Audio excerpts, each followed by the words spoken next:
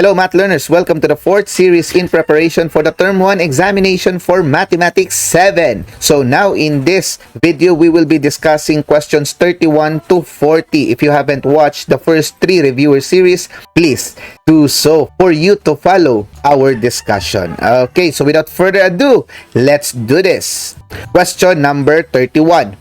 Which set of steps will correctly construct a triangle with 3 60-degree angles and 6 centimeter sides using a ruler and protractor? Is it draw a 6 centimeter segment, then mark 45 degrees from both endpoints and connect the lines? Is it draw 3 separate 6 centimeter segments without measuring any angles and randomly connect them?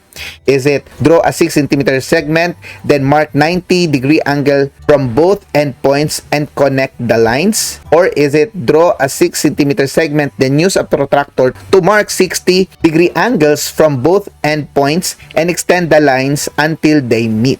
What do you think is the answer? Alright, my dear math learners, among the 4 given options here, the most suitable answer would be what? Very good. That is the fourth one. Because what you need to do in order to achieve the 60-degree angles is you need to use a protractor and then connect both endpoints until those lines meet. Alright, easy, right? So now let us go to the next question. Which rule correctly applies when dividing 2 rational numbers? The quotient is always 0. The quotient is undefined. Is it? To divide rational numbers, it is necessary to look for its irrational counterpart, or to divide rational numbers, use the same rules for dividing fractions and decimal. What do you think is the answer? Alright, my dear math learners, in dividing 2 rational numbers, you just need to apply what you learn in dividing fractions and decimals. That is the fourth one. Easy, right? So I hope you got that one. Now let us go to question 33. What is the result of 4 plus 3 times 6 minus 12 divided by 3? Is it 14? Is it 20? Is it 18? Or is it 16? What do you think is the answer? Alright, my dear math learners, in order for us to answer this, we need to follow the MDAS rule. Now, we need to first use the multiplication or division from left to right. So, left to right, left to right. So, we need to solve this first. 3 times 6, that is 18. Okay, so consider this is as 18. Then we have here division, left to right. So, 12 divided by 3. So, that is 4. So, we have 4 plus, this is 18. So, 4 plus 18, what would be the answer? Very good, 22. 22 minus, what is the answer for this one? 4. So, 22 minus 4, that would be 18. So, let's check whether we are correct. Alright, easy, right? I hope you got that one, my dear math learners. So, now let us go to the next question. A bag is originally priced at 1,500 pesos with a 15% discount.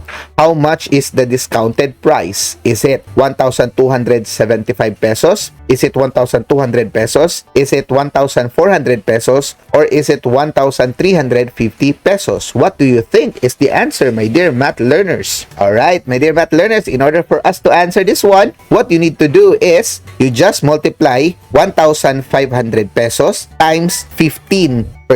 And when we say 15%, that is 0.15. So 0.15 times 1,500, that would give you 225 pesos. So 225 pesos, you just subtract that to the original price and you will have 1,275. Let's check whether we are correct. Alright, easy, right?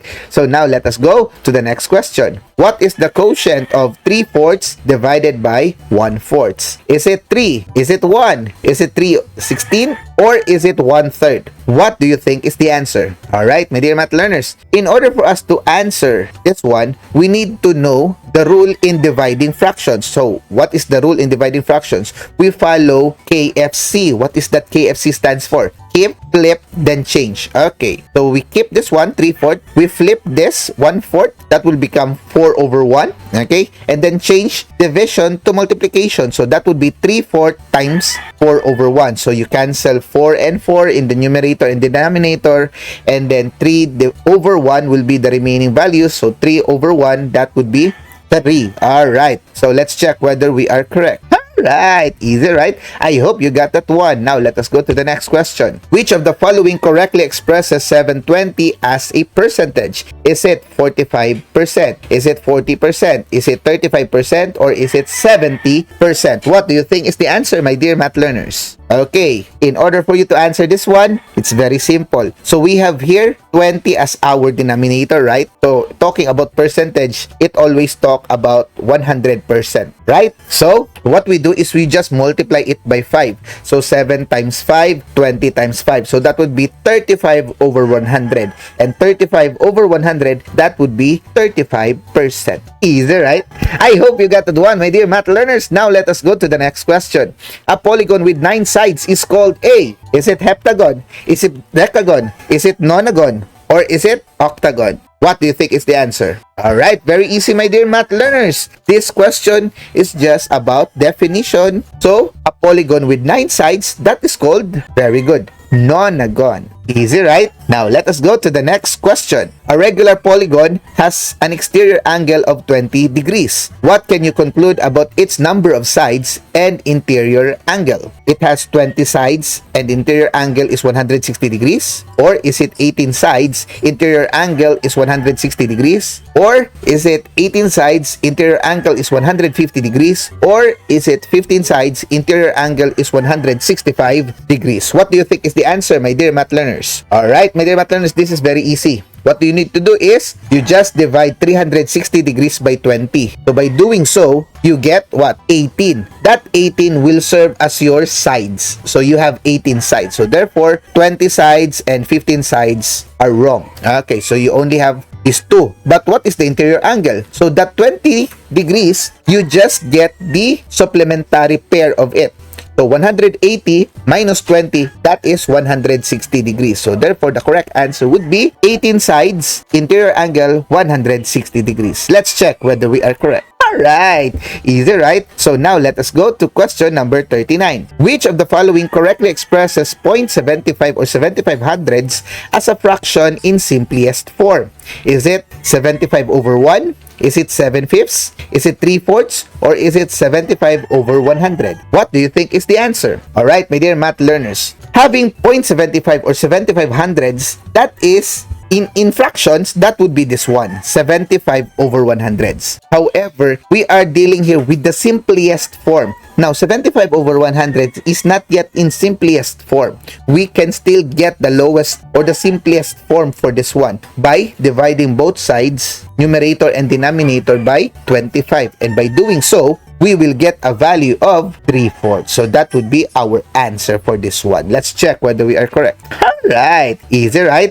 And now let us go to the last question for part 4. Which statement correctly explains the difference between convex and non-convex or concave polygons?